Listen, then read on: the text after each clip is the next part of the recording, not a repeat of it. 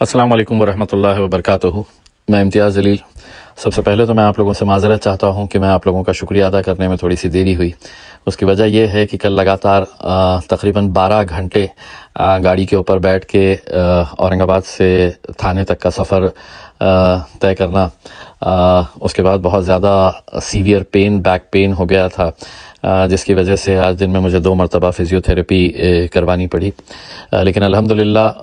آپ لوگوں نے جس طریقے کا رسپانس کل کے دن دیا، میں لفظوں میں اس کا شکریہ ادا نہیں کر سکتا ہوں۔ یہ ہم نے جتنے بھی لوگوں نے آواز دی تھی، ہم سب نے مل کر جو کوششیں کی تھی کہ ہمیں ممبئی جانا ہے اور سوتی ہوئی سرکار کو جگانا ہے، پولیس سے سوال کرنا ہے، جس بھاری تعداد کے اندر آپ لوگ اس ریلی کے اندر موجود رہے، میں سمجھتا ہوں کہ ہندوستان کی تاریخ کے اندر اسے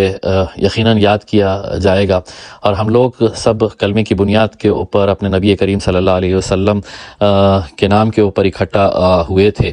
اور ان لوگوں کے خلاف کھڑے رہے، ڈٹ کر سرکار سے آنکھوں میں آنکھیں ڈال کر سوال کر رہے ہیں کہ آخر قانون اگر ہے تو اس قانون کا پالن کیوں نہیں ہو رہا ہے، کیوں اس طرح سے لوگوں کو چھوٹ دی جا رہی ہے۔ ایک بہت بڑا پیغام گیا، صرف مہاراشٹر میں ہی نہیں بلکہ ہندوستان بھر میں آپ لوگوں کی اس کوشش کو سراہا جا رہا ہے، بلکہ ہندوستان کے باہر سے بھی بہت سارے لوگوں نے اس کی تائید کی ہے کہ ہم لوگوں نے جس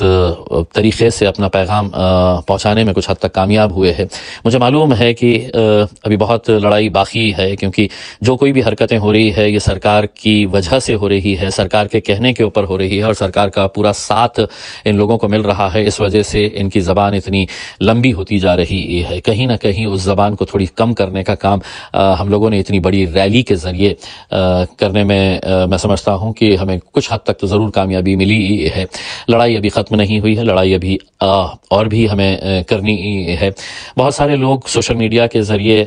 اس کی تائید کر رہے ہیں، تو کچھ ایسے بھی لوگ ہیں جو ہر وقت کچھ نکتہ چینی کرنا ان کے ایک فطرت میں بنا ہوا ہوتا ہے۔ تنقید کرنا مطلب وہ اپنا فرض سمجھتے ہیں کہ اگر تھانے تک گئے تو بمبئی کیوں نہیں گئے، بمبئی گئے تو مکھیہ منتری سے کیوں نہیں ملے، اس طرح کے بہت ساری باتیں کر رہے ہیں۔ لیکن کچھ باتیں ایسی ہوتی ہے جو حکمتاً کرنی پڑتی ہے، اور کل ہم نے جو فیصلہ لیا ہے، میں سمجھتا ہوں کہ ہم نے اتنی بڑی ریلی نکال کر الحمدللہ جس طریقے سے ڈسپلن کا مظاہرہ کیا گیا تھا، جس اچھے طریقے سے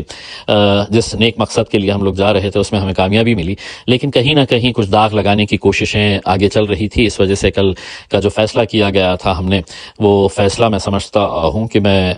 بہت کچھ اس کے بارے میں بتا نہیں سکتا ہوں، لیکن الحمدللہ یہ پورا اچھے طریقے سے ہو گیا ہے۔ تو میں آپ سبھی لوگوں کا تہ دل سے شکریہ ادا کرتا ہوں ایک مرتبہ پھر سے، اور آپ کو یہ کہنا چاہتا ہوں، اور خاص طور سے ان لوگوں کو کہنا چاہتا ہوں کہ عاشق رسول کی حیثیت سے مجھ سے جتنا ہو سکتا ہے میں نے کیا ہے۔ تو جو لوگ اس ریلی کے اندر شامل ہوئے ہیں، ذاتی طور کے اوپر میں ان کا شکر ادا کرتا ہوں، اور جو لوگ کسی وجہ سے نہیں آ سکے ہیں، خاص طور سے ہمارے بزرگ ماں بہن جنہوں نے ہمارے لیے دعائیں کی، اور صرف مہاراشٹر نہیں، ہندوستان نہیں بلکہ دنیا کے بہت سارے حصوں میں اس کی کامیابی کے لیے دعا کی گئی تھی، تو میں ان تمام لوگوں کا تہ دل سے شکریہ ادا کرتا ہوں۔ جزاک اللہ خیر۔